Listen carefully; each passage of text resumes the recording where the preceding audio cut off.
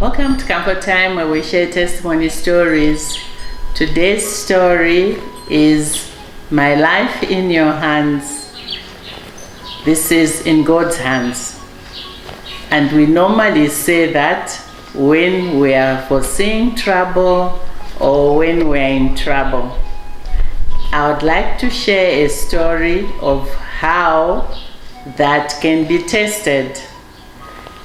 And if you have been in a situation where you saw firsthand that you were in God's hands, please share with us. So, my story, as I have shared in a different video called Politics, that video talks about my journey, my political journey. As you can see, the t-shirt I'm wearing. So how I ended up embarking on that journey was that I had traveled out of the country, and my mother and my sister went to the village to see my uncle who was not doing very well. So normally when he's not doing well, when he's not feeling well, my mother would get him and bring him to town, to Lusaka, to Ndola, where he would see doctors, and when he feels better, he would be taken back to the village. But this time, my uncle refused to come with my mother as they traveled. So when he asked where I was, he noticed that I was not amongst the people who went to visit him in the village, because my uncle and I had a very special bond. He always used to make sure that whether it's him who travels to town or whether someone else is coming, he would send for me a special parcel. And this would be in a form of what we call in my language, chimponde. So this is a traditionally made peanut butter. It's very, very tasty. Better than the ones that are manufactured in factories. And then he would also send me nuts. These are fresh groundnuts that are first boiled and then dried, and they are called mfunsha. And these are really, really tasty. And he knew that I loved those, and he would always make sure there's a parcel for me for that. So when he refused, he said, "No, I don't think I want to come with you this time. Just ask Unike to come when she's back from her trip." So Mom and my sister came back, and they waited for me because Mom, like I've shared, was living in Dola. So I had traveled to the US for the Commission on the Status of Women in New York, which we used to have every year. So they waited for me. When I got back, they told me, "This is the situation. We went to see your uncle. He's not doing very well, and he asked that you go to see him." So I promised that as soon as I felt rested after the jet lag, I will go and visit. And a few days later, I embarked on that journey to go and see my uncle. So as I was going to the village, because I traveled on a Sunday, I saw a lot of Catholic women coming from the church.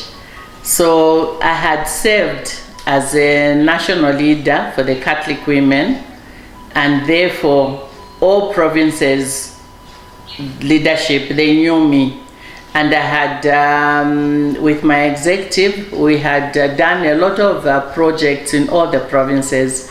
And in my village, in Petauke, we had done a project for extracting cooking oil from groundnuts, because my area is very popular for groundnuts, what you call the Yenga press. So everybody knew, at least Catholics knew, that I was from Eastern Province, but they didn't know that I was from that area. So when they saw me driving, going to the village, some of them stopped me And they said, oh, it's good to see you. What are you doing here? So I said, oh, I've come to see my uncle. He's not doing very well. So they said, who is your uncle? I explained, oh, no, we know him. My uncle was a United Church of Zambia member. He was not Catholic. But you know, in the village, how it is, they all know each other. And he was a very good man, very gentle and a friend to all. So I said, no, he's not doing very well, so I'm here to visit him. I missed the visit said, oh yeah, we saw your mother. I said, yeah, but I couldn't come with them because I wasn't around. So they said, okay, so how long are you here for? I said, oh, I'm around for a few days. So they said, okay, we'll come and see you and your uncle tomorrow. I was like, yeah, okay, cool. So next day, true to their word, they came. And when they came, we started talking, chatting about this. They talked about where I was. I said, no, now I'm serving the women on the world board level. I'm no longer at national. So I'm serving on the world board. So I'm out of the national issues, but I bring whatever comes out of the International Catholic Women Organization to the organization here, so that it's then shared with everybody. So they were like, yeah, you know, we knew you were from Eastern Province, but we didn't know that you were from here. Please look at our constituency. Can you be our leader as a member of parliament? I said, that is not possible. You know, yes, I can do the work. I know there's nothing to it. I know we just need someone who is exposed to bring in funding for the areas where help is needed. But to actually get to that point, you need a lot of money. Money that I do not have. So I don't think I can do that. I'm sorry. I have no way of raising the kind of funds that I need for the campaigns. So we talked, and they went. So the next day, they came back.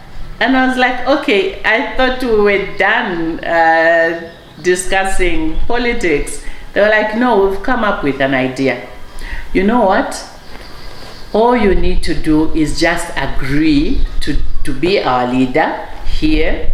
You have led us at national level, so leading a constituency will be nothing.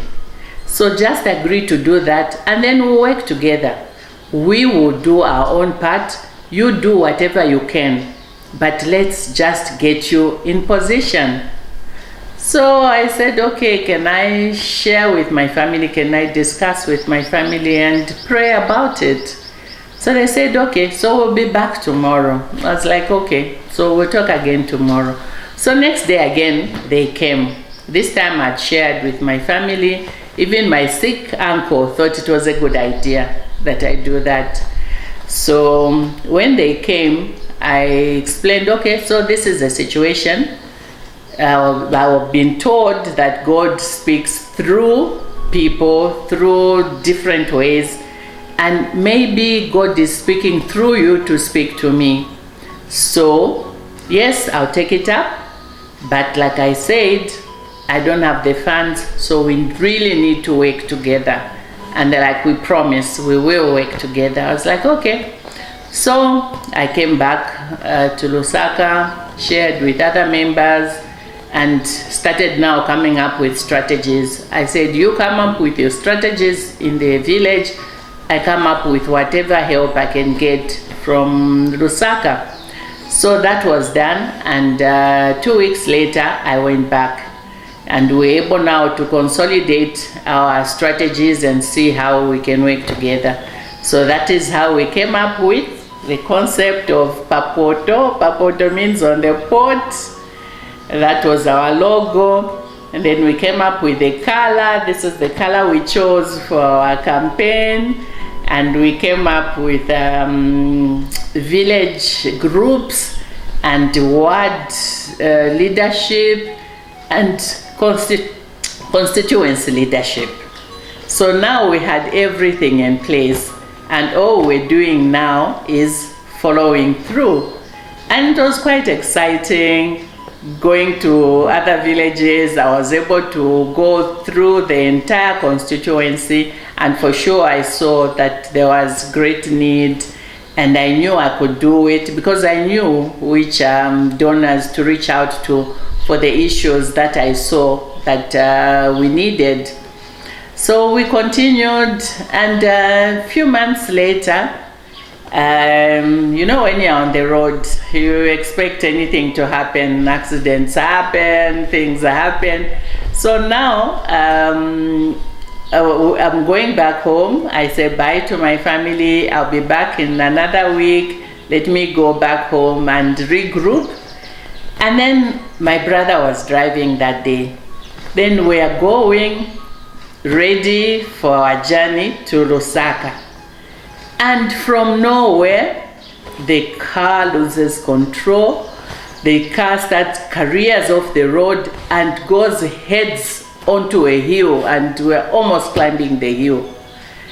And everybody's screaming. My friends who were with us in the car were screaming, "Jesus, Jesus, Jesus." And my brother was in a panic trying to control the car, which looked like it had taken on a life of its own.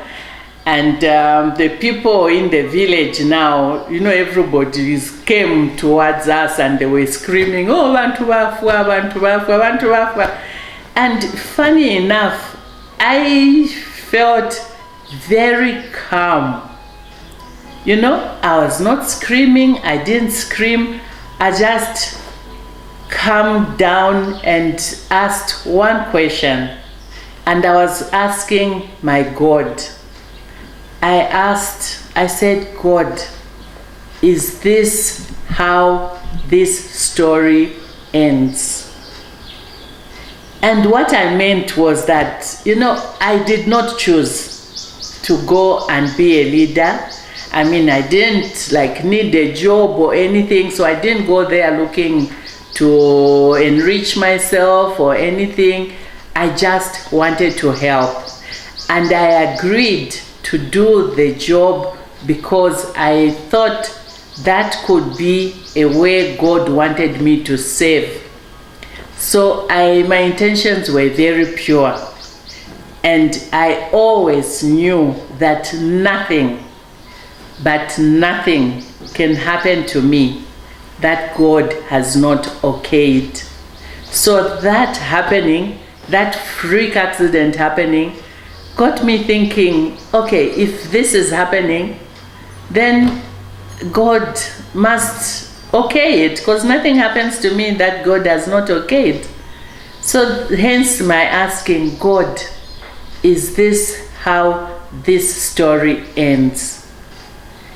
And immediately I asked that question, the car came to a halt. It stopped.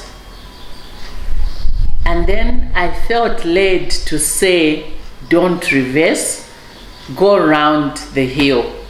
So I told my brother, go around, let's go down, but don't reverse back. Let's go around the hill and go down. So my brother was very obedient. He went round, we got down, and that's how we came back to the main road. And that's how we came to continue with our journey. Meanwhile, people from the village, some had even called my uncle, making everybody panic that people here have died, they're in an accident and they've climbed this hill and we don't know what happened. And you know how it is with stories, with rumors. People, you know, who explain in the way that they want to explain. It can be the real picture or not, but people explain the way they see it. So now everybody was panicking and trying to call us, and we took time to explain that no, we were okay. Yes, we did have an incident, but we were fine. But the moral of this story is when we say, my life is in your hands. This is in Psalms 31, verse 14 to 15. That says, my life is in your hands. Do we believe it? Do we know that nothing can happen to us except that which God has okayed. Are we always ready? Because you know, when you're on the road, when you're just doing life, anything can happen anytime. Do you believe that God lives in you and you live in God, and that whatever happens to you has to be something that God has okayed? I feel when you have pure intentions, when you trust in God, you are always safe. God always takes care of his own. You don't have to worry, you don't have to fret. When you know who you are, when you know whose you are, you don't have to worry. You are always in God's hands. I thought I should share this story to encourage us, encourage everyone, whether you're on the road, whether you're just at home, or wherever you are, working at the market. Anything can happen anytime, but just know that if you are God's child, you are in his hands and you are safe. So I hope this encourages you. I hope this helps you to see that it's important to get to know your God, to ensure that you always feel that God lives in you, therefore you are safe. Thank you for listening. If you have not subscribed, please do. And please give us a thumbs up. When you see where there's a thumb, you click on it, it means you have liked. And when you do that, YouTube will pick it up and share our videos with other people. Also, share widely so that many people get to hear of this story. Comfort Time continues. See you in the next video.